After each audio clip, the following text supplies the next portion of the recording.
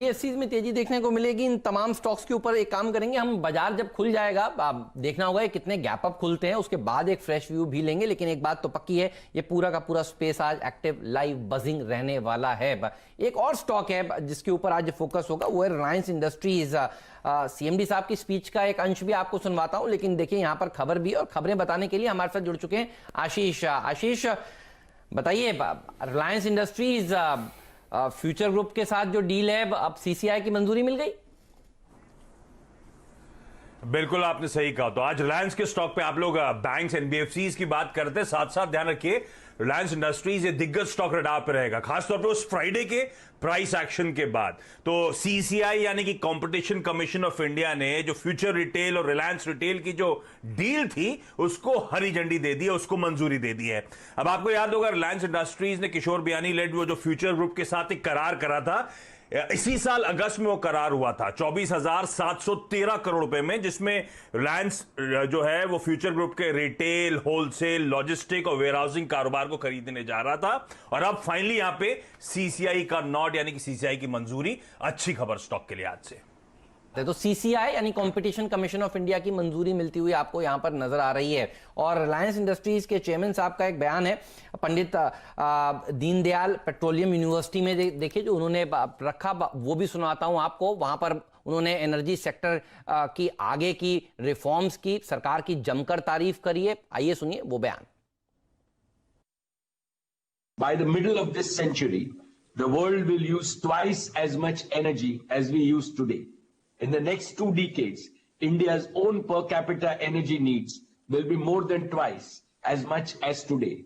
Therefore, India is required to simultaneously pursue 2 goals: to become an economic superpower and to become a green and clean energy superpower. To achieve these twin goals, we need disruptive solutions in renewables, low carbon and carbon recycled technologies. We need breakthrough in new energy sources such as green and blue hydrogen. We also need great innovations in energy storage, saving and utilization. As a person from the energy business, I can assure the students and faculty of PDPU that you are entering an exciting future. But what makes it even more exciting is the synergy between the energy revolution and the 4th industrial revolution. If we master this synergy, we will surely be able to make India one of the most prosperous nations in the world, an India that guarantees prosperity and well-being for all our 1.3 billion Indians. तो देखिए बयान, और इस बयान के साथ बहुत सारे मयूरेश जी अटकलों पर पूर्ण विराम लगता हुआ नजर आया है। मुकेश अंबानी जी का ये बयान बता रहा है कि सरकार के रिफॉर्म्स कितने तेजी के साथ आगे बढ़ रहे हैं, और इस बयान के और भी कई मायने हैं। बताइए रिलायंस इंडस्ट्रीज की सीसीआई के अप्रूवल वाली डील को आपने किस तरह से देखा, और मुकेश अंबानी साहब का जो बयान था, काफी सारी अटकलें लग रही थी बाजार में, और देखिए उसके ऊपर अब आज फाइनली एक पूर्ण विराम लगता हुआ नजर आया। आ रही है लैब, आज कैसे रिएक्शन देगा?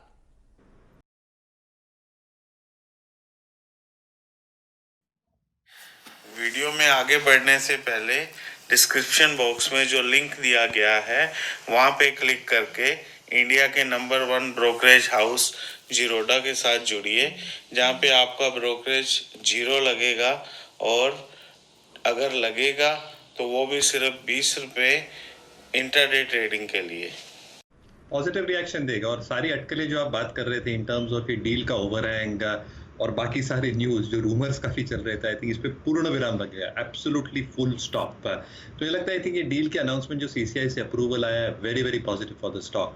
दूसरा आई थिंक जो स्टेटमेंट्स आ रहे हैं in terms of natural gas production, जो मोनेटाइजेशन हुए हैं प्लेटफॉर्म्स पे, वो अल्टीमेटली रिफ्लेक्ट होने वाले हैं बैलेंस शीट पे in the coming few years. In fact मैं एक रिपोर्ट पढ़ रहा था ओवर द वीकेंड, एक एसेट मैनेजमेंट फर्म है, उन्होंने एक फैंग स्टॉक्स जैसे यूएस में है, उन्होंने एक स्टार्ट स्टॉक्स इंट्रोड्यूस की इमर्जिंग मार्केट्स में, जिसमें सैमसंग, टेंसेंट होल्डिंग्स और रिलायंस का समावेश है, along with Taiwan semiconductor. So I think economic super power है रिलायंस इंडस्ट्रीज इमर्जिंग स्पेस में। तो बिल्कुल पॉजिटिव न्यूज़ रहेगी, आई थिंक जिसके पास है बिल्कुल होल्ड करके रखना चाहिए। जी, वीकेंड पर मयूरेश जी ने मुझे एक बहुत बढ़िया मैसेज भेजा है, जिसका जिक्र वो अभी स्क्रीन पर कर रहे थे। जैसे ग्लोबली फैंग स्टॉक्स हैं यूएस मार्केट्स में, तो एक स्मार्ट ग्रुप बना है एशिया में, और उनमें जो आर RIL है वो रिलायंस इंडस्ट्रीज के नाम पर आपको आता हुआ दिख रहा है। प्राइस का करेक्शन हो चुका है, 2300 से लगभग आपके सामने 1900 रुपए पर स्टॉक है, तो यहाँ पर आप ध्यान दे सकते हैं लॉन्ग साइड पर। और हमारा डिस्क्लेमर हमेशा की तरह CNBC आवाज़ का प्रभुत्व और प्रबंधन रिलायंस इंडस्ट्रीज के साथ है। अगर आप इस ट्रेड में हिस्सा लेते हैं तो आप एक इंडिपेंडेंट फाइनेंशियल एडवाइजर से जरूर राय लीजिए। तो ये बढ़िया स्टेटमेंट था आपका मयूरेश जी। फैंग यानी ये जो फेसबुक, अमेजॉन अमेरिका में, और स्मार्ट सैमसंग आपने बताया, और आप ही बताइए, आप ही का ये लाइन है, अलीबाबा भी है इसमें, तो इमर्जिंग मार्केट का ये एक नया ट्रेंड निकल कर आ रहा है। हाँ जी, एक गैम करके फंड है, इन्होंने एक आर्टिकल लिखा है जिसमें उन्होंने कहा है जो फैंग स्टॉक से यूएस में, वैसे इमर्जिंग मार्केट्स के लिए स्टार्ट स्टॉक्स है, START। तो I think Samsung, Tencent, Alibaba, Reliance industries और ताइवान सेमीकंडक्टर्स। तो आप सोच सकते हैं क्या लीग में हम देख रहे हैं रिलायंस इंडस्ट्रीज को from the views of the world. नहीं, बढ़िया आपका वो वीकेंड की रीड थी, बड़ी मजा आया पढ़ने में। तो ध्यान रखिए, स्टार्ट के ऊपर आपकी नजर होनी चाहिए, और इमर्जिंग मार्केट में स्टार्ट को देखा जा रहा है। तो इमर्जिंग मार्केट्स में जो पैसा आ रहा है, देखिए वो जैसे फैंग में इतना पैसा आया, देखिए इमर्जिंग मार्केट्स में स्टार्ट में पैसा आ रहा है। तो आपने देखा किस तरह की फंड रेजिंग इस कंपनी ने की, और पिछले ट्रेडिंग सेशन में भी देखिए जानकारी आई थी कि फंड रेजिंग जो है वो रिटेल वाले कारोबार में पूरी हो चुकी है। लेकिन आशीष हमारे साथ जुड़े हुए हैं। आशीष बताइए, और कौन से इंपॉर्टेंट स्टॉक्स हैं जिनके ऊपर आपकी नजर होगी? हेमंत, ढेरों इंपॉर्टेंट स्टॉक्स हैं। अच्छा, आईटी बड़ा इंटरेस्टिंग स्पेस है और बड़ा यहां पे एक्शन गतिविधि टूल पकड़ती हुई। अब रिपोर्ट सजेस्ट कर रही है एम्फिसिस को लेकर, वो स्टॉक आपकी स्क्रीन पर आएगा। इस कंपनी के करंट प्रमोटर हैं ब्लैकस्टोन। तो अगर आप शेयर होल्डिंग पैटर्न देखेंगे तो ब्लैकस्टोन का एक यूनिट है मार्बल 2 PTE, वो 56% स्टेक ओन करता है। अब रिपोर्ट ये सजेस्ट करते हैं कि ब्लैकस्टोन तैयारी कर रहा है एम्फिसिस से एग्जिट करने के लिए, और सेल साइड एडवाइजरी के लिए JP मॉर्गन, सिटी और मॉर्गन स्टैनली से बातचीत शुरू हो चुकी है। तो यहां पे भी प्रमोटर्स, पी फंड जो है अपनी हिस्सेदारी बेचने की तैयारी करते हुए, तो एम्फिसिस को रडार पे रखना, ये ध्यान रखें। लेकिन सिर्फ न्यूज़पेपर रिपोर्ट्स हैं जो मैं हाईलाइट कर रहा हूं। IRCTC, और यहां पे खबरें हैं कि लीगल एडवाइजर अपॉइंट कर लिया गया है, डिसइन्वेस्टमेंट जो सरकार को करना है, विनिवेश जो करना है, उसके लिए ऑफर फॉर सेल लाने की तैयारी हो रही है। IRCTC में फिलहाल सरकार का 87.4% स्टेक है। IIFL सिक्योरिटीज, आपको पता था बोर्ड मीट होनी थी, बोर्ड मीट बायबैक पे होनी थी, तो बोर्ड ने बायबैक को मंजूरी दे दी है, और ये ओपन मार्केट रूट के जरिए होगा, ना कि टेंडर ऑफर के जरिए।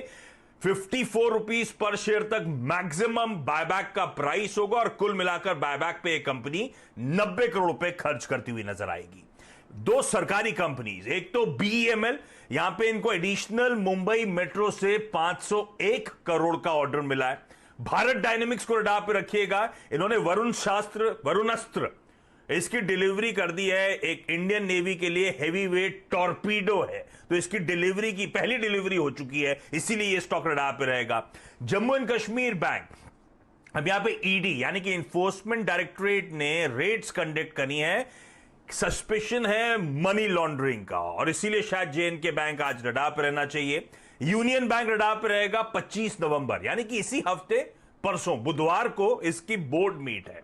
तो ये लोग इक्विटी फंड रेजिंग करना चाहते हैं, जिसमें FPO, राइट्स इश्यू या फिर private placement, QIP, preferential allotment सरकार को, इन सब पे विचार विमर्श होगा, लेकिन इक्विटी कैपिटल रेज करने की तैयारी। द्वारिकेश शुगर, अच्छा, ये पहले से वैसे स्ट्रीट में जो जानते हैं कंपनी के बारे में पता होगा उनको, इसकी करंट कैपेसिटी जो थी डिस्टिलरी की वो 100 KLPD की थी।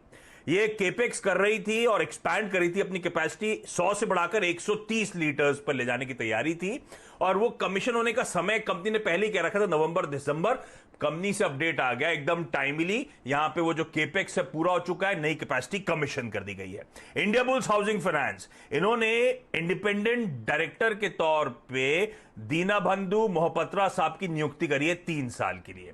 अब ये पुराने बैंक ऑफ इंडिया के मैनेजिंग डायरेक्टर साहब थे, जो अब इंडियाबुल्स हाउसिंग फाइनेंस के बोर्ड में शुमार होते हुए। JSPL का अक्टूबर का अपडेट आया है, स्टील प्रोडक्शन 13% साल दर साल अक्टूबर के महीने में बढ़ी, और हाईएस्ट एवर पेलेट प्रोडक्शन इस कंपनी ने करके दिखाया है। इस तरह का ट्रैक्शन पिकअप हो रहा है। पेट्रोनेट एलएनजी, इन्होंने ministry of petroleum and natural gas के साथ एक करार करा है, ग्रीन एनर्जी और बायोफ्यूल्स में फोरे करेंगे तो कंप्रेस्ड बायोगैस के प्लांट से कंपनी लगाएगी। हडसन एग्रो, मयूरी जी अभी भी बातचीत कर रहे थे स्टॉक के बारे में, तेलंगाना सरकार इनको 25 करोड़ रुपए की एडिशनल सब्सिडीज देने को तैयार हो गई है। इनका जो नया आइसक्रीम प्लांट आ रहा है, वैसे गजब का मोमेंटम है, स्टॉक अपने 52 हफ्तों के हाईज के आसपास, और ये पिछला जैकपॉट शेयर रह चुका है, तो देख के बड़ा अच्छा लग रहा है इस तरह का उछाल। पेंट, एविएशन, टायर स्टॉक्स को रडार पर रखिएगा। ब्रेंट क्रूड, सुबह नीरज वाजपेयी बता रहे थे, $45 पर बैरल के स्तर पे आके खड़ा हो गया है। बैक टू बैक 3 हफ्तों से कच्चे तेल में उछाल है। ये जो वैक्सीन का ऑप्टिमिज्म है उसके चलते कच्चा तेल उछाल दिखा रहा है। उछाल दिखा रहा है तो निगेटिव हो जाता है वो जो कंज्यूमर है क्रूड या क्रूड से रिलेटेड प्रोडक्ट्स के। तो पेंट, एविएशन, टायर स्टॉक्स इसीलिए अच्छा। वायदा बैन में डीएलएफ, एलएनटी हाउसिंग